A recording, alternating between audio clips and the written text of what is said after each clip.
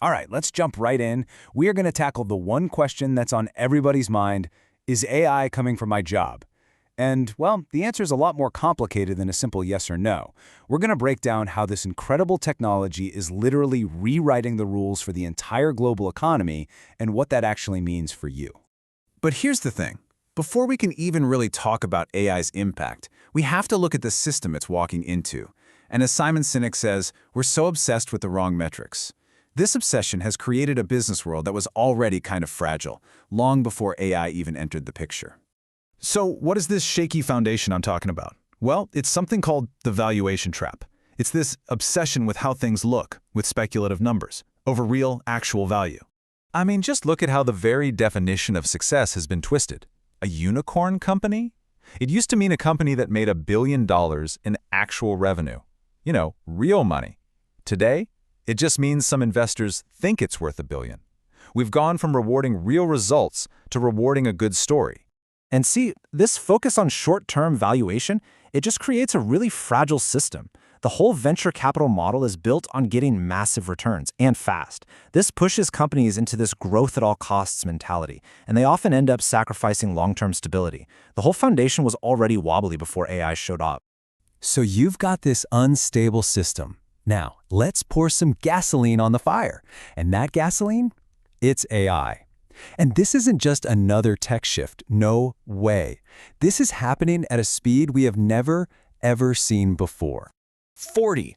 Let that number sink in. That's not 40 jobs. A huge report from Microsoft says that's 40 entire job categories that AI is going to fundamentally change. To put it really simply, if your job involves a computer, it's about to be disrupted.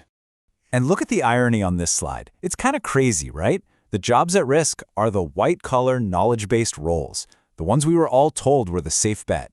And the jobs that are predicted to stick around? Skilled physical trades. Everything we thought we knew about a safe career is getting flipped on its head.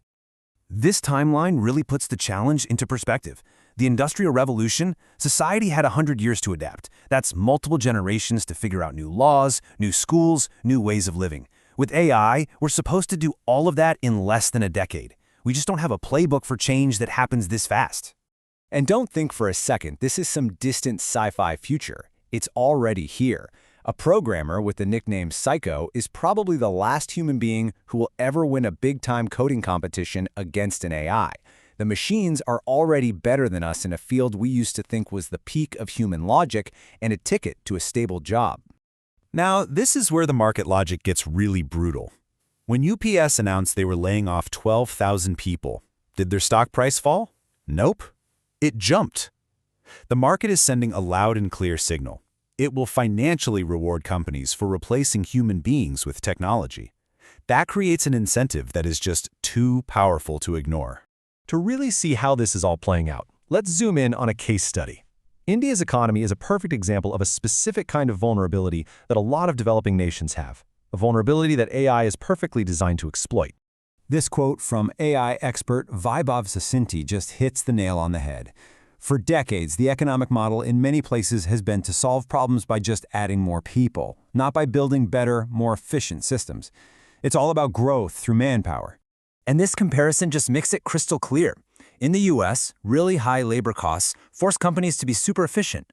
But in economies like India's, cheaper labor has always made it more sensible to just hire more people instead of investing in better tech.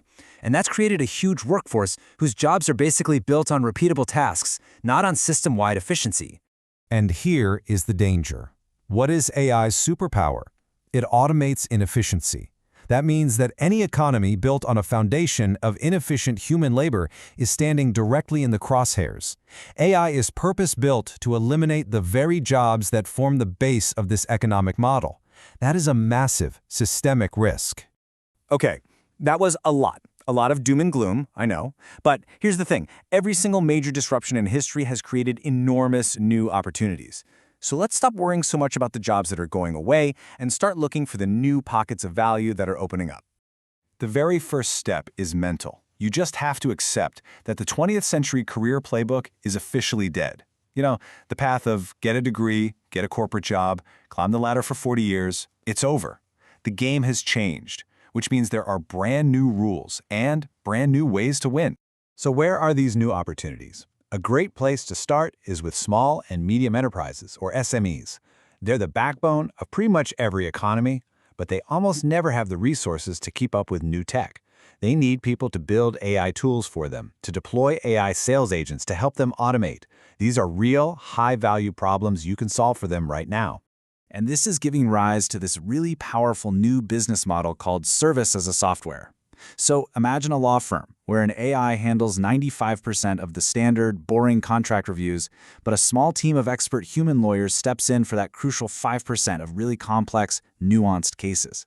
You're combining the scale of software with the critical judgment of a human expert. So how do you actually start doing this stuff? It all begins with one foundational skill. You have to learn to communicate effectively with AI. It is the new digital literacy. And look, this isn't magic. Getting great results from an AI isn't about luck, it's about structure. It's that classic programming rule, garbage in, garbage out. The quality of the AI's answer depends completely on the quality of your question. This slide shows a super simple but really powerful way to structure your requests. It's often called the magic prompt formula. So don't just ask a vague question. First, give the AI a role. You're an expert copywriter. Then, a clear objective. Your goal is to write a persuasive email. Next, give it context, which is so important. My boss is skeptical about remote work. And finally, add any necessary data. When you do this, you turn the AI from just a search engine into an expert collaborator. So this brings us to the most important question of all. The old career templates are broken. This change isn't coming, it's already here. So the only real question left is the one on the screen. How will you write the new one? The tools are out there for everyone. The opportunity is there for the taking. The future isn't something that just happens to you, it's something you build.